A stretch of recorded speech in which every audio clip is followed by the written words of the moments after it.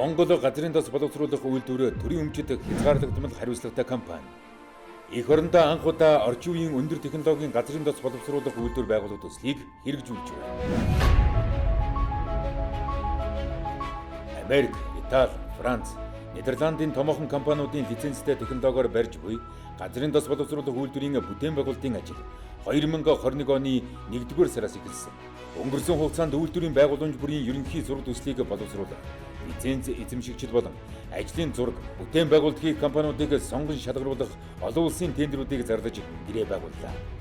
Мөн газрын тос боловсруулах үйлдвэрийг дэмжих тухай хуулийн төслийг боловсруулж, улсын их хурлаараа батлуулан үйлдвэр баригдах үеийн болон баригдсны дараах ашиглалтын үеийн стандартуудыг судлах, зарим нь орчуулж нутагшуулах гэгчлэн асар их цаг хугацаа, хүч хөдөлмөр, мэдлэг ухаан зарцуулсан ажлуудыг төсөл хэрэгжүүлэгч компани гүйцэтгэж байна.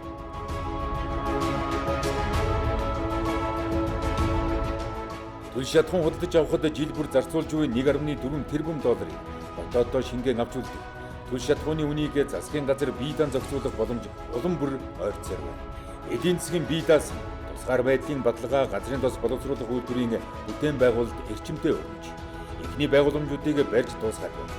Мөн Монгол улсад анх удаа нүүрс ус төрөгчийг хол зам тээвэрлэх анхны магистрал дэд бүтц болох газрын тос дамжуулах хоолойг барьж байна.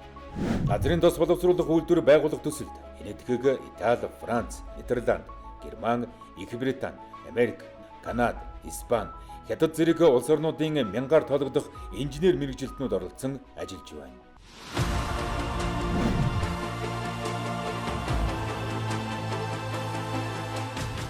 Газрын тос боловсруулах үйлдвэртэй болсноор нефт химийн аж үйлдвэр хөгжих сүүлдэж олон улсын стандарт хангасан авто бензин түлшийг дотоодоос хангах нөхцөл бүрдэнэ.